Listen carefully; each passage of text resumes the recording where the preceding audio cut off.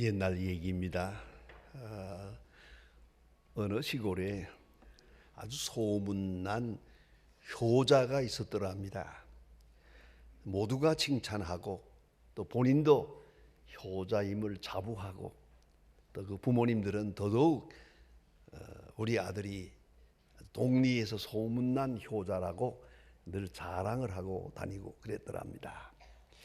그런데 이 마을을 방문한 어느 나그네가 한마디를 했습니다. 그렇게 훌륭한 효자가 있다고 하긴 합니다만은 내가 들은 대로는 저 산골에 아주 훌륭한 아주 특별한 효자가 있다는 소문을 들었는데 난 아무래도 그 효자가 더 훌륭한 효자같이 느껴진다고 그랬단 말이에요. 이 말을 듣고 이 소문난 효자는 슬그머니 질투가 생겼어요. 그래서 그 걸음을 재촉해서 그 산골에까지 가서 이 유명한 정말로 유명하다고 하는 그 효자를 만나보기로 했습니다. 마침 갔을 때 나무 하러 가느라고 출타하고 없어요. 그 어머니만 노모만 계시는데 들어가서 인사를 드리고 사실 제가 여차여차해서 이렇게 방문하게 됐습니다. 그러니까 그 어머니 아무 생각도 없이 글쎄요 어쨌든 기다려 보세요 하고 앉혀놓았습니다. 그런데 좀 있다가 아들이 나무를 잔뜩 지고 돌아왔어요. 지게를 내려놓은 다음에 그 다음에 어머니한테 들어왔더니 땀을 흘리면서 들어왔는데 어머니가 여기 앉아라 하더니 불이 나게 나가서 세숫대야에 물을 떠다가 이거 안 놓고 그 다 큰 아들을 어머니가 세수를 시키는 거예요. 그뿐 아니라 발까지 내놓으라. 발도 내놓으니까 또 어머니가 아들의 발을 닦아주는 거예요. 이 사실을 그 소문난 효자가 보고 어찌 했겠습니까? 원 저런 천하의 불효막심한 놈이 있나? 아니 다 큰 녀석이 어머니한테 얼굴을 내대고 세수를 해? 발을 내놓고 발을 닦아달라고 해? 이런 나쁜 놈이 있나? 그리고 화가 나서 세상에 못 볼 걸 봤구만. 그리고 그 집을 나서서 가려고 할 때 그 효자가 따라 나오면서 왜 가시려고 합니까? 식사라도 하고 가시지 않고 이거 못 볼 걸 봐서 그리고 간단 말이에요. 왜 그러십니까? 네 설명을 했습니다. 세상에 그런 불효자가 어디 있느냐? 그때 이 효자는 말했습니다. 난들 왜 모르겠습니까? 그러나 어머니가 그렇게 하는 것을 좋아하니까요.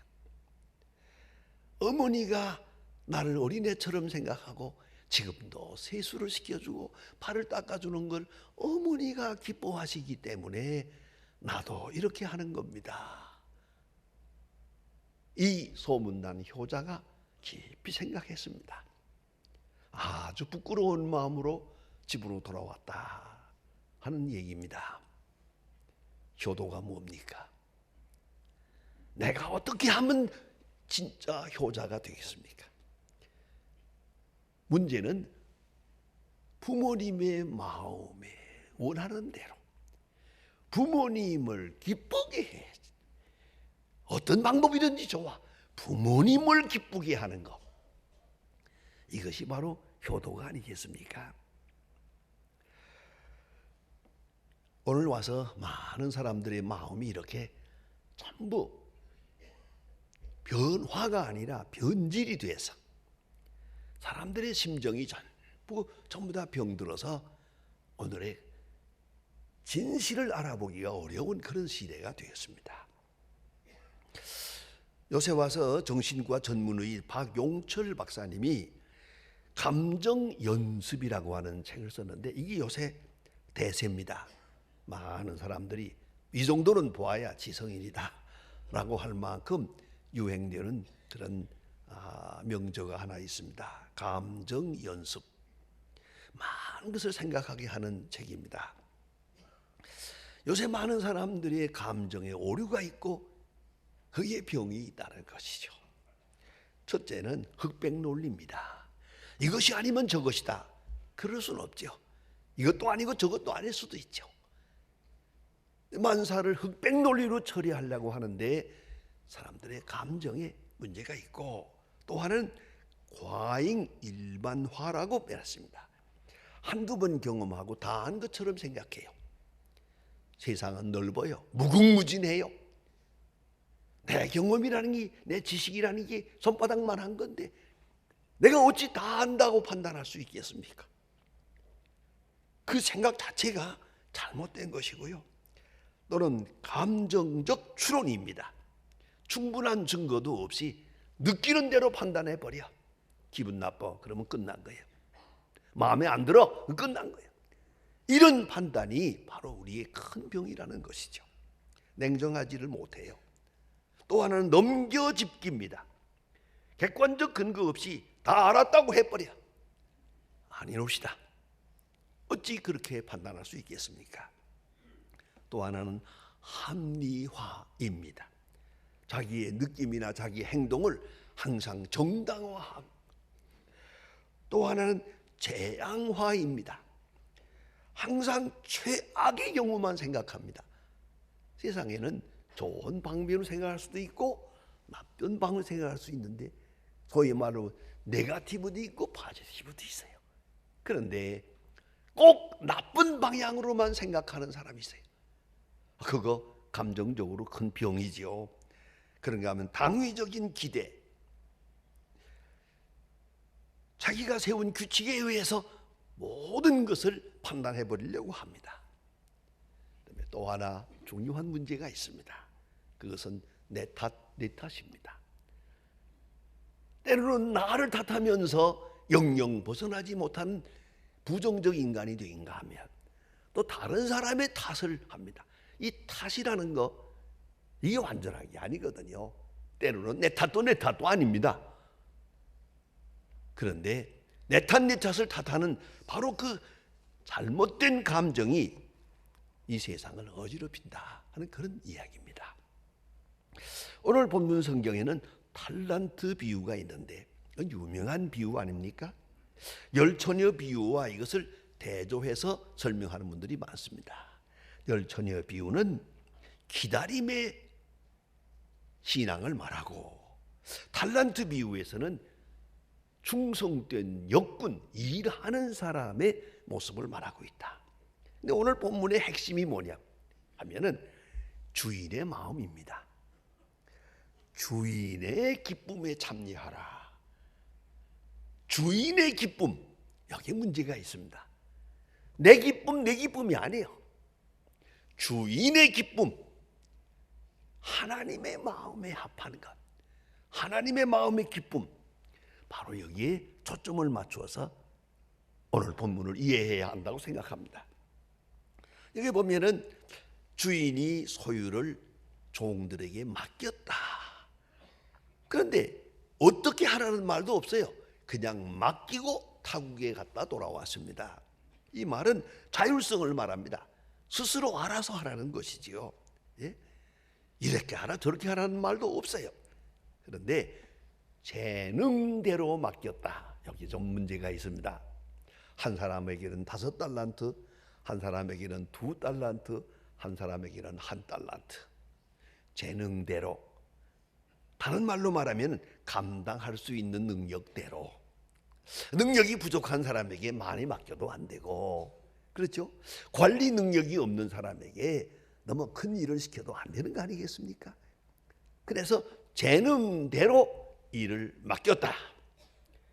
그리고 얼마 후에 돌아왔을 때 오늘 성경에 보는 대로, 자, 5달란트 받았던 사람은 5달란트를 남겨가지고 와서 주인에게 내놓았습니다. 주인이 내게 5달란트를 주었는데 그동안에 장사를 해서 내가 일을 남겨서 5달란트를 더 가져왔습니다. 이렇게 내놓았거든요. 2달란트 받았던 사람도 그렇게 해서 4달란트를 내놓았단 말입니다. 그때 주인이 하는 말이 뭡니까? 착하고 충성된 종아. 착하다, 아가테스입니다. 아가토스라는 말이에요. 이건 착하다. 충성되다는 말은 비슷했습니다. 믿을 수 있었다. 내가 너를 믿을 만한 사람이다. 이렇게 얘기합니다. 그 착하고 충성되다 하고 칭찬을 하십니다. 어디다 기준을 두었냐면 남겼기 때문입니다. 남겼기 때문에 무엇인가 가지고 있는 것을 사용하고 활용해서 남겼어요. 생산적이었어요. 그런데 한 달란트 받았던 사람은 땅에다 묻어놨다 가지고 왔어요.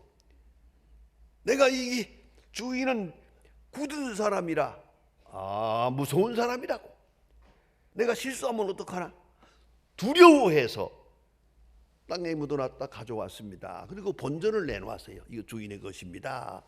난 거기서 한번 생각해 보고 싶어요. 아니, 생각해 보세요. 본전 잘라 먹은 건 아니잖아. 가지고 도망간 것도 아니잖아요.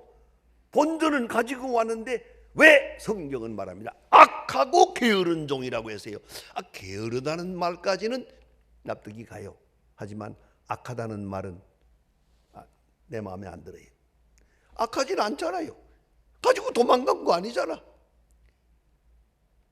그런데 이걸 한 달란트를 그대로 가지고 왔단 말이에요. 이게 생각 좀 해봐야 됩니다. 여기서 주인이 바라는 바가 뭡니까?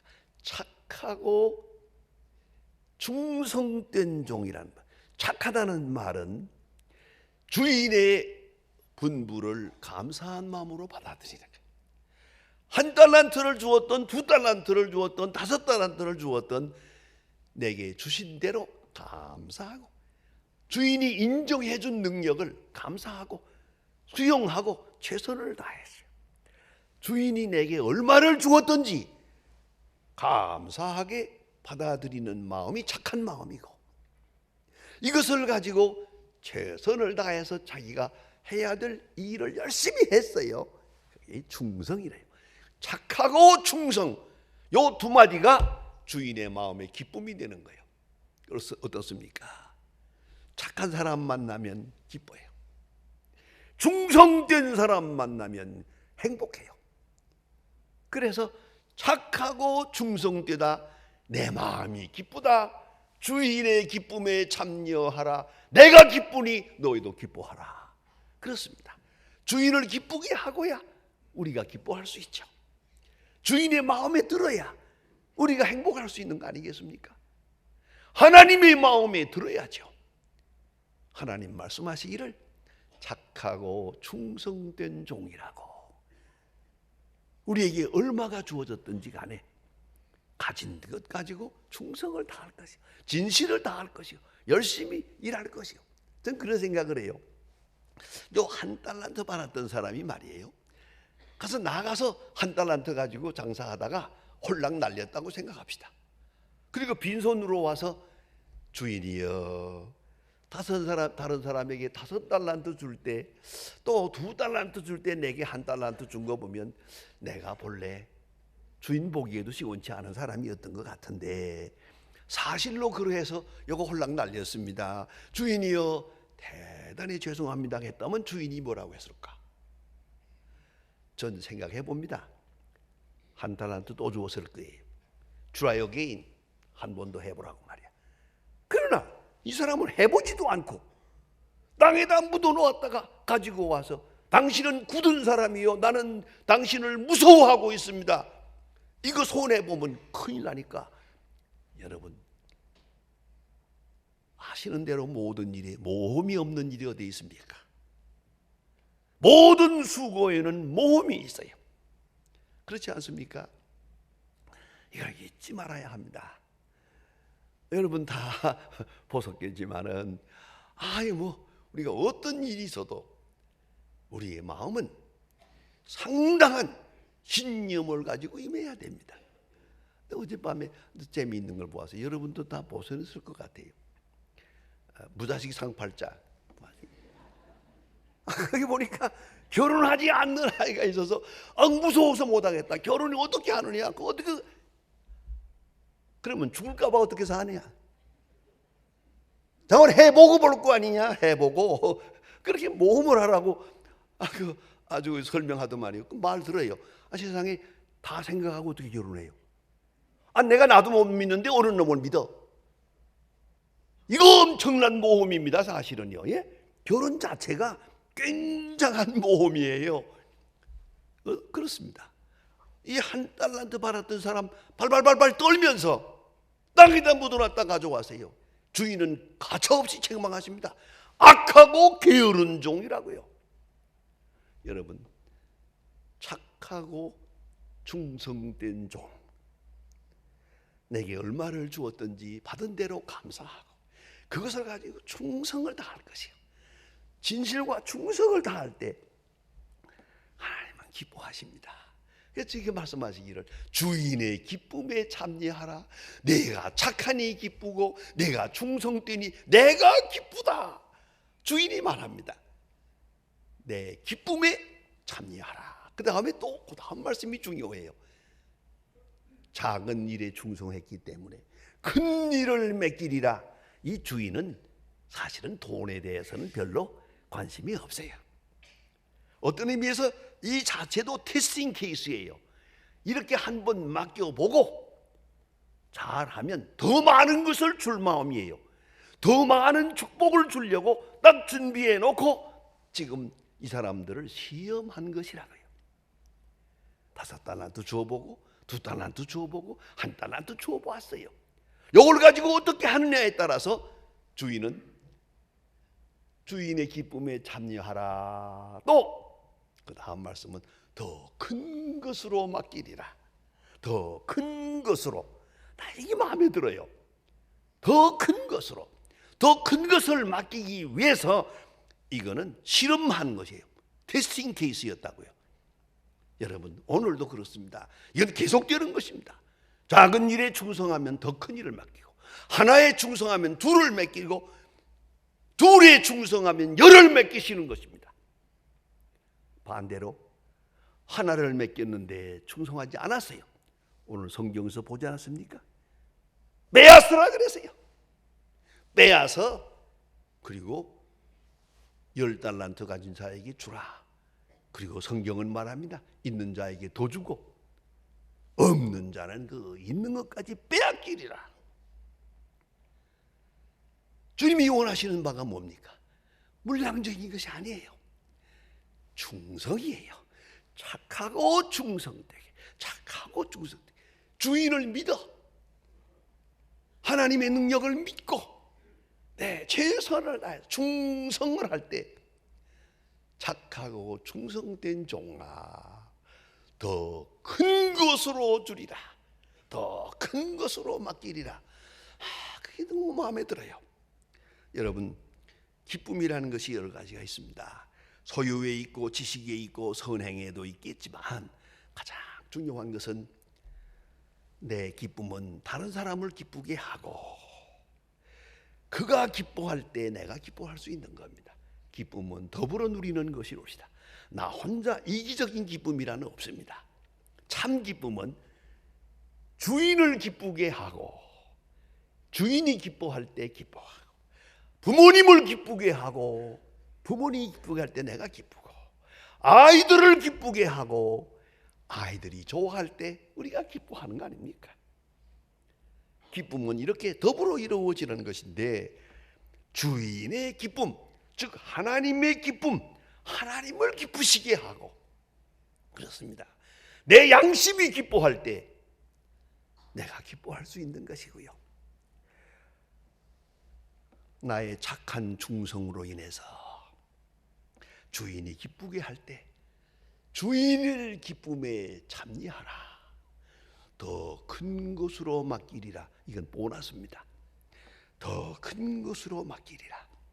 여러분, 나를 우선하고 이기적이고 자기중심적인 기쁨이라는 것은 그냥 깨집니다. 그러나 주인을 기쁘게 하는 그 기쁨은 더 큰 기쁨으로 보상됩니다. 그걸 잊지 말아야 합니다. 효자는 부모님을 기쁘시게 하고 그 보상으로 나의 행복을 받는 것입니다. 하나님의 사람들은 하나님을 기쁘게 하고 마침내 그 보상으로 더 큰 일을 맡게 되는 그 축복이 함께 하시는 것입니다. 여러분, 우리가 할 수 있는 선에서 최선의 착하고 충성, 이것이 있을 때 하나님은 더 큰 것으로, 더 많은 것으로 우리에게 보상하시는 것입니다. 주인의 기쁨에 참여하라. 기도하십시다.